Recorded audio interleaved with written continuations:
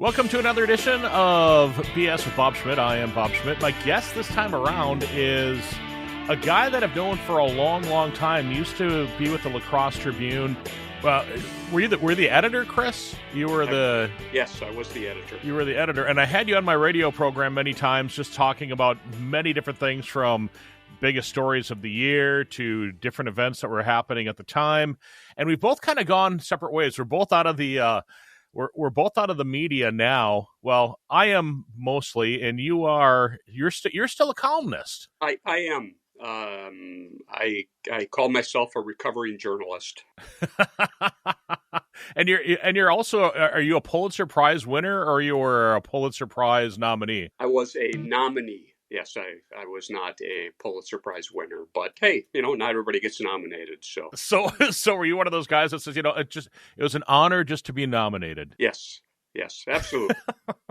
So after you were in the media, you focused your attention, at least from my recollection, you focused your attention on your own business, taking over the family farm and starting a vineyard. Is that correct? Yeah, we started a winery. In 2013, we added a winery to the bed and breakfast establishment that we are already running, and the winery became more busy than I had anticipated.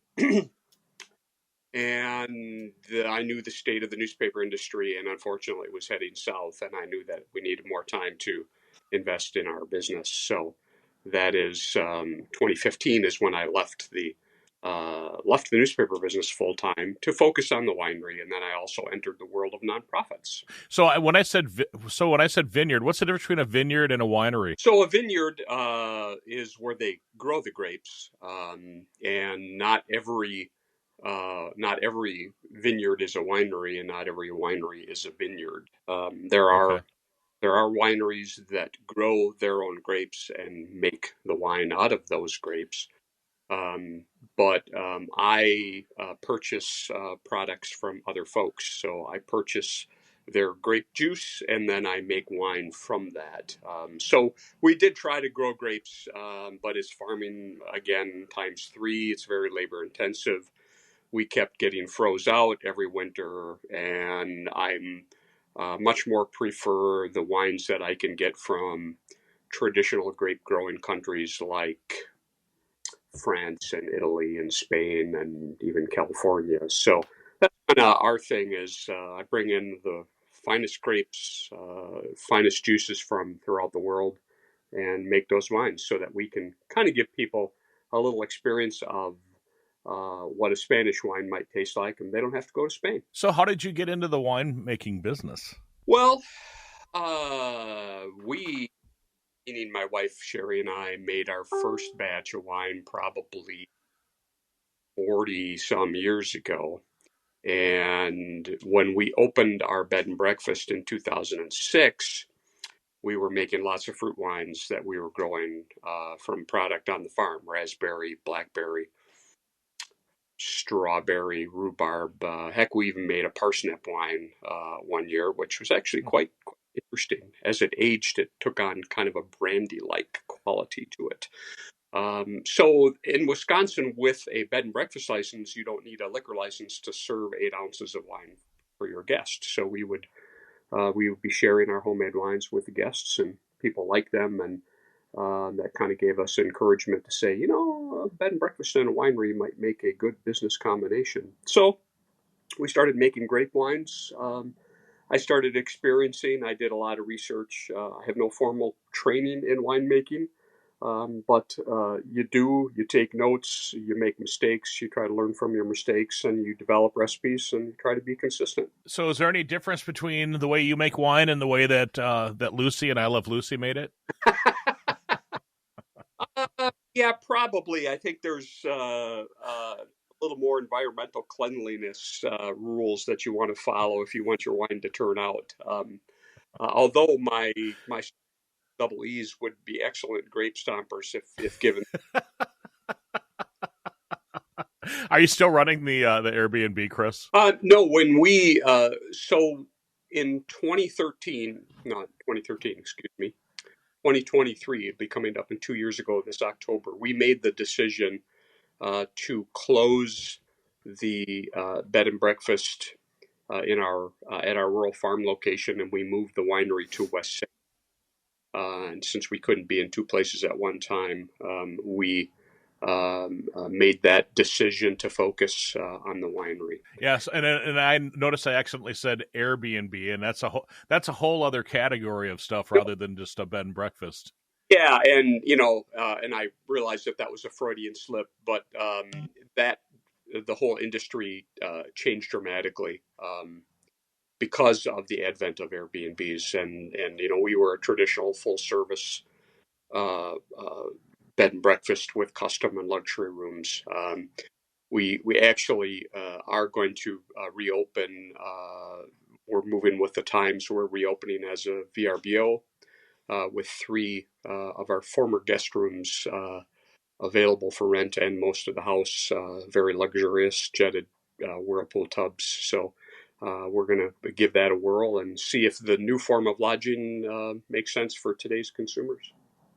Oh, there you go. It seems like there's a lot of those around. I mean, I live in Ferryville, Wisconsin, which is a small town, as you know. I mean, it's 191 people here, and the majority of the homes now seems like they are Airbnbs or I should say just bed and breakfasts or VRBOs, where people just come in and stay and enjoy what we have and then leave. Yeah. Oh, yeah.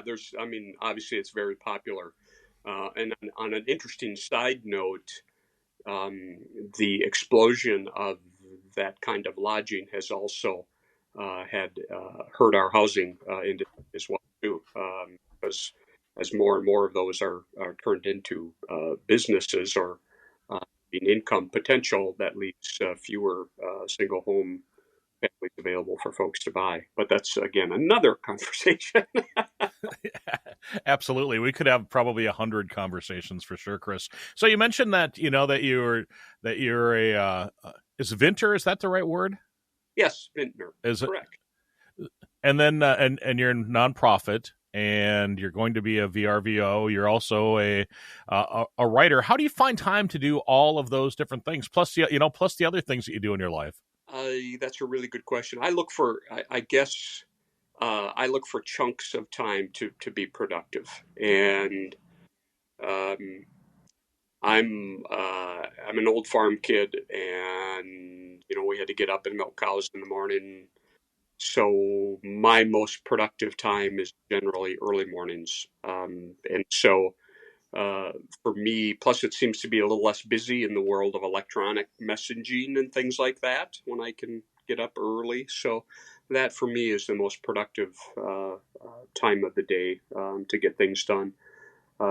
It's, again, working in the media business, as you know, stuff happens when it happens, and you have to learn to be flexible. And if we had a major breaking story happen, you might be working on three other projects, but you sweep those aside because you have to focus on what's the most important thing going on right there. So I've never served as a volunteer fireman, but I feel like I'm putting out fires, and you got to focus on the biggest ones and um, turn on the water and get them done because that's what's happening at the moment.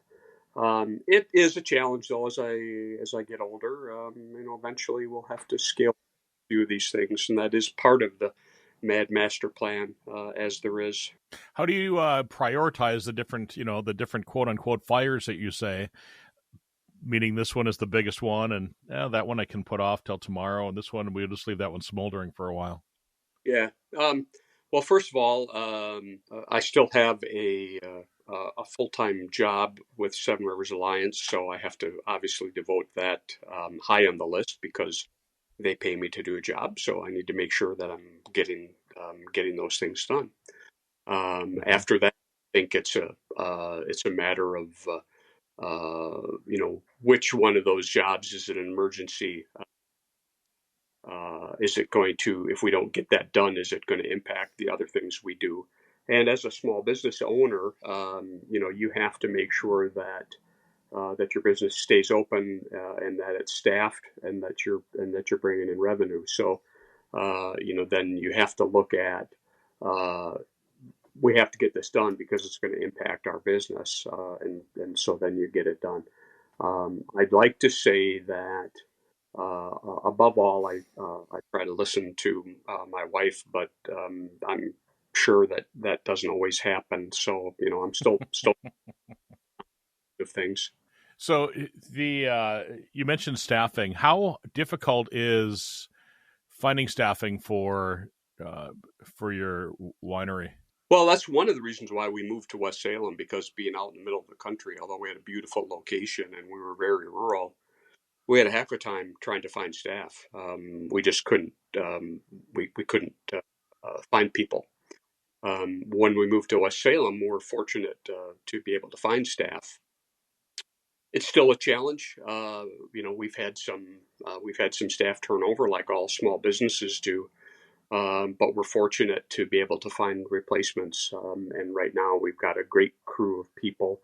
And when it's a part-time job, all of our staff members also have full-time jobs. So then they're juggling their own schedule to try to come and work with us. And each and every day is a little bit different. Sometimes when we have events, then we have to staff up a little more for those. But I think the challenge is finding folks that understand that it's not just showing up and filling out a timesheet. It's how are we showing folks, how are they having a quality experience when they're with us, and how can you sell our product and the experience, because that's really what a winery is all about. You can go into a grocery store and there are thousands of bottles of wine that you can pick from. Um, you may have heard of that winery before, or you may not have. You might look at the bottom where it's the cheapest, or the top shelf where it's the most expensive.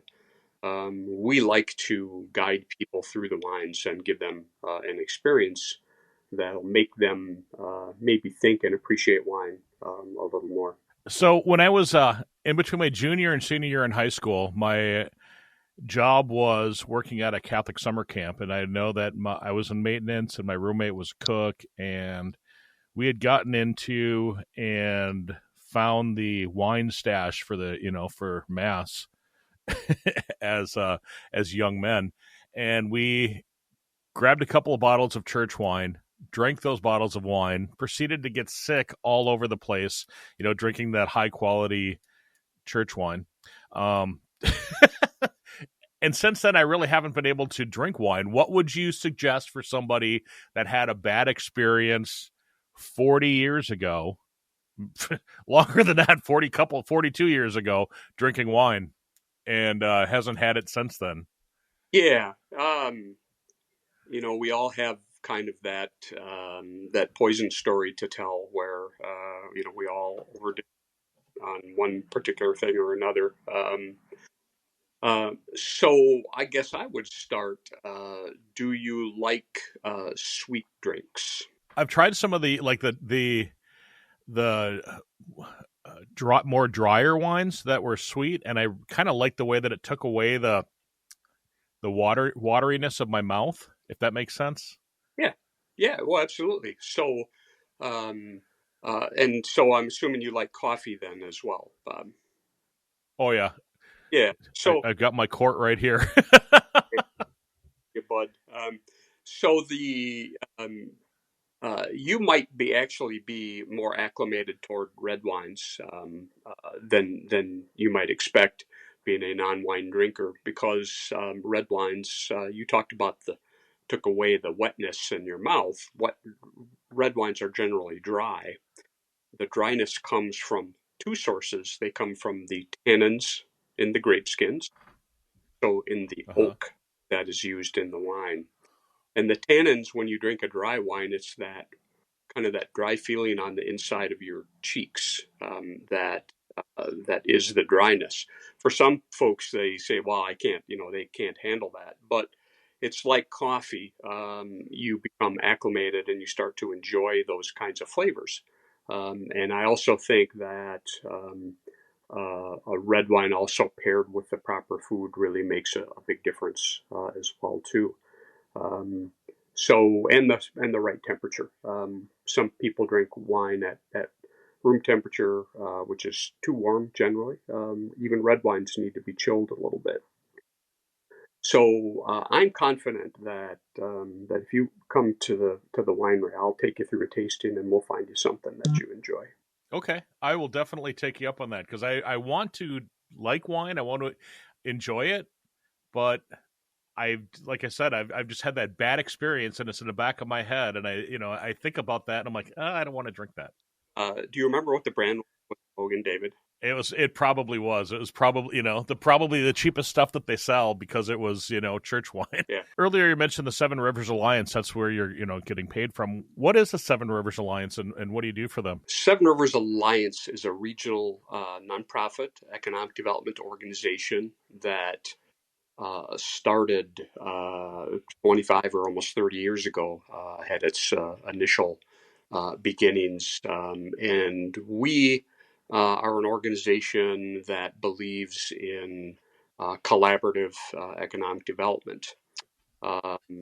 Seven Rivers is one of 9 regional economic development organizations in the state of Wisconsin. So it's divided into 9 different territories. So in Wisconsin, I've got 8 counties that are part of the territory of Seven Rivers Alliance. I also have territory in Minnesota and Iowa. So I've got 2 counties, Allen, McKee, and Winneshiek in Iowa, and then Houston, Fillmore, and Winona in Minnesota. And that makes us a little more unique than our other counterparts in the state, because when Seven Rivers was founded, they realized that our region and economic development doesn't stop at state lines or geographic boundaries. That we have commerce and we have folks that are driving across state lines to get to work, and we wanted to make sure that we were having those discussions. La Crosse, Winona, 30 miles apart, but there's a lot of commerce.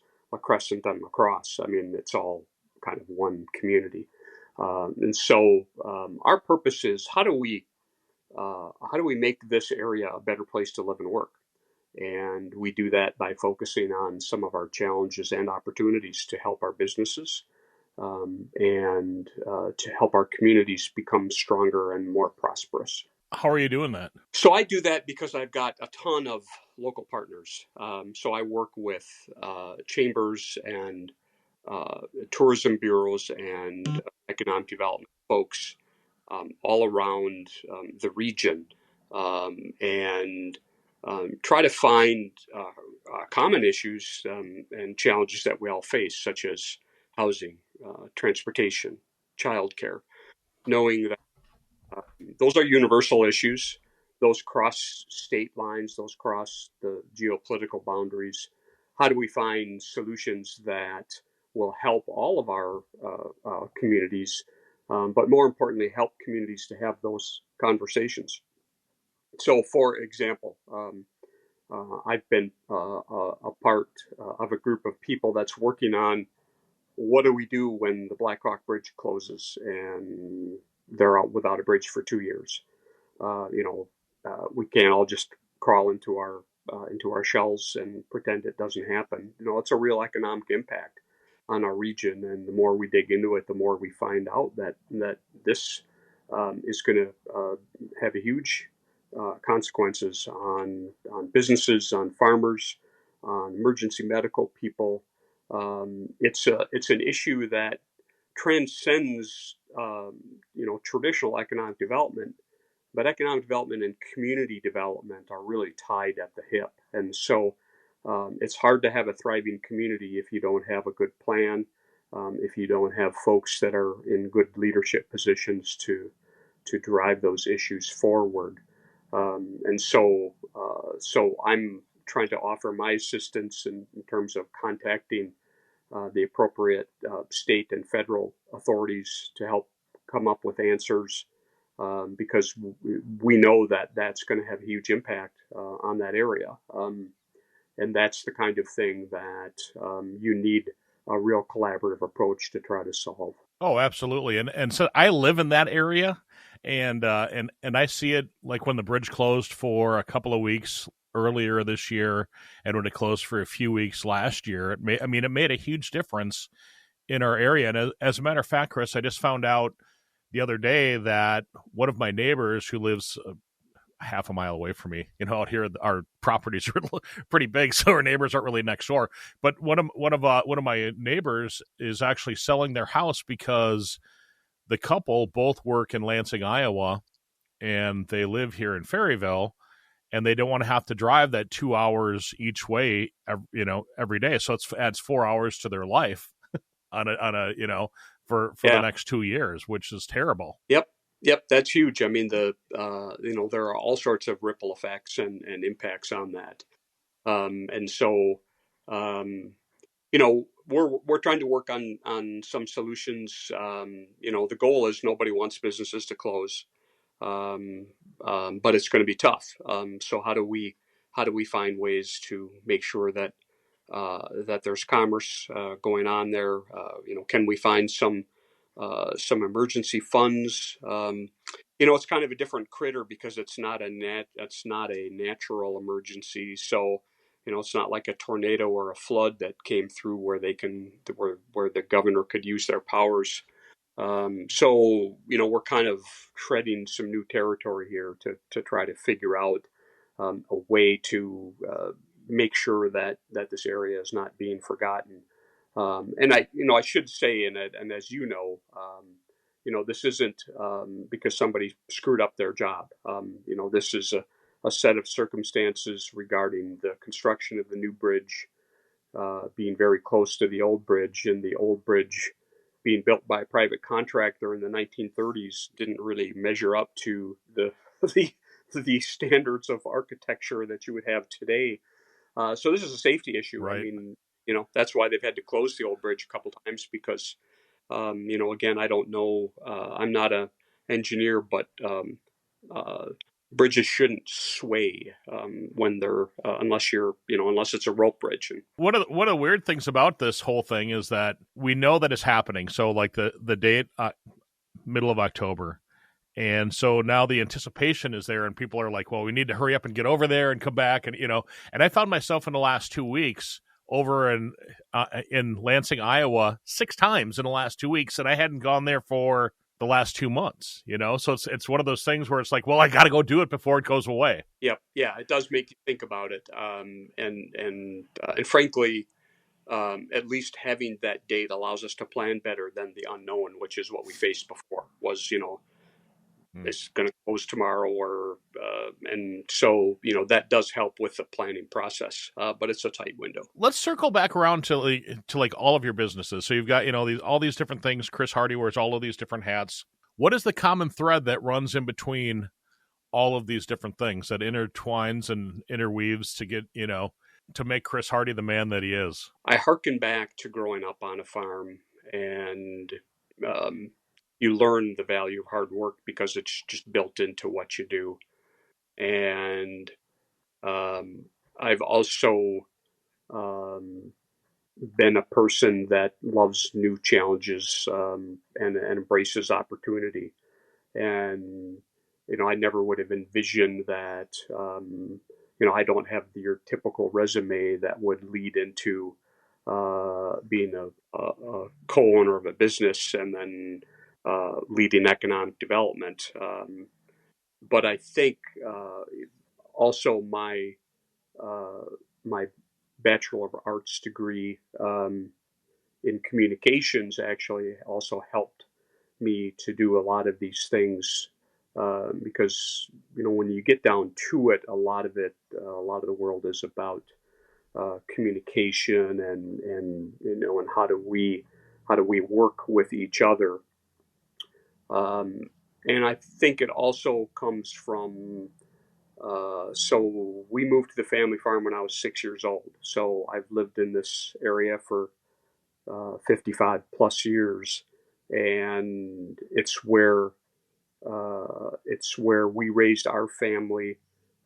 It's an area that I love, and I'm real passionate about making sure that it's successful. And part of that away from my day job is I want people here to have a good time. I want them to enjoy the natural beauty and all the attributes that we have here.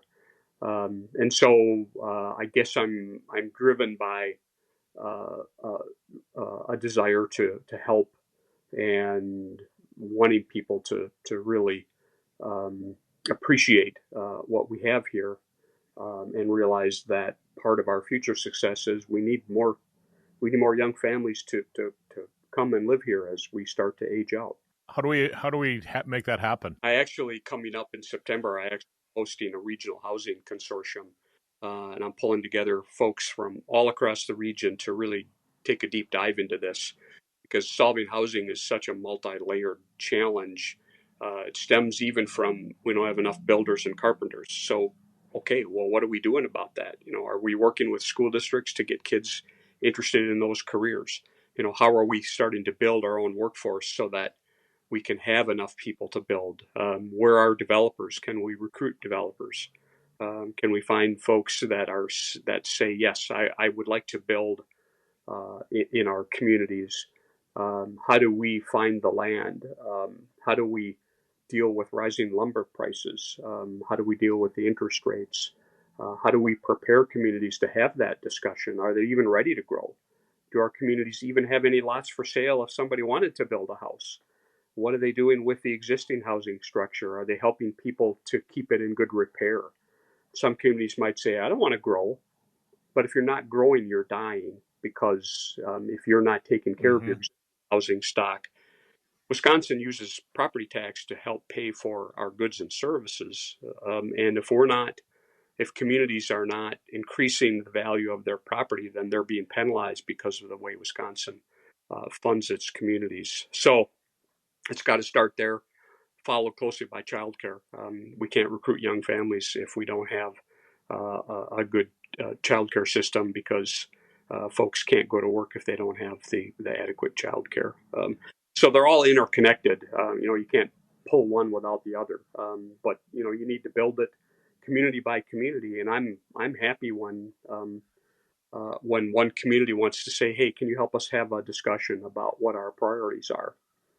That's great, because we want all of our communities to be successful. And we're not going to tell them what to do. Seven Rivers isn't going to tell them how to run things.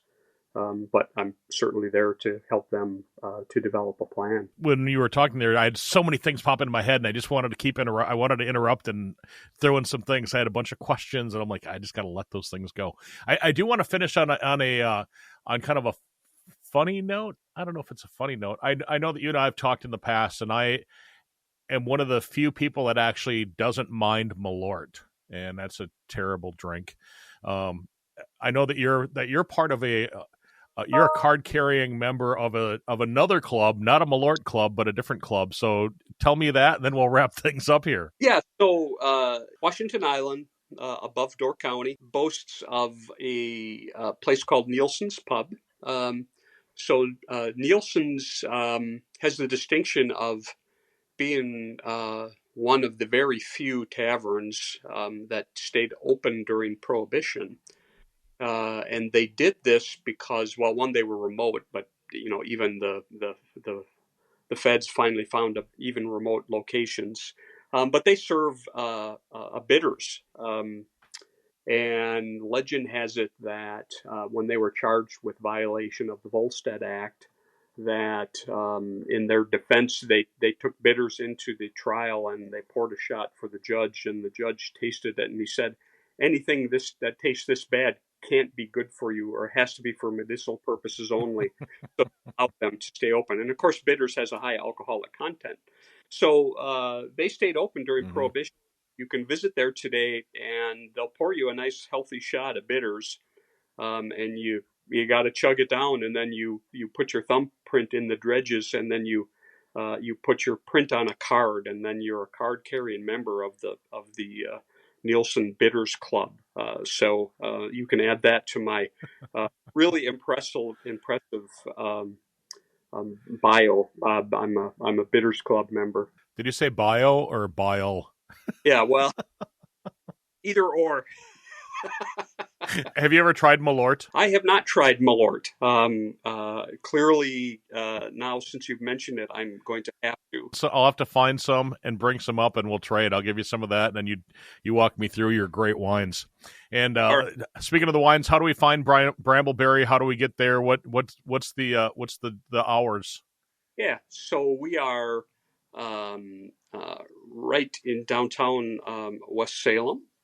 It's 234 North Leonard Street in West Salem. We're open Thursday through Saturday from noon to 8 and Sunday from noon to 6. Last call is a half hour before closing.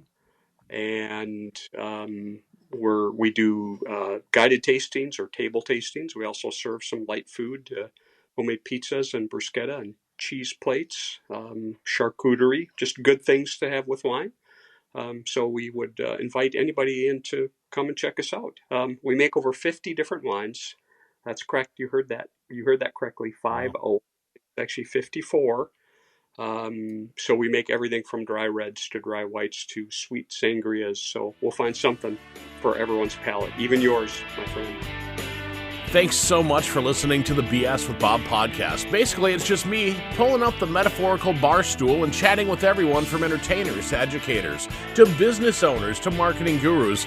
You know, people who've done cool things, survived weird stuff, and have a good story to tell. Please like, subscribe, and share the podcast.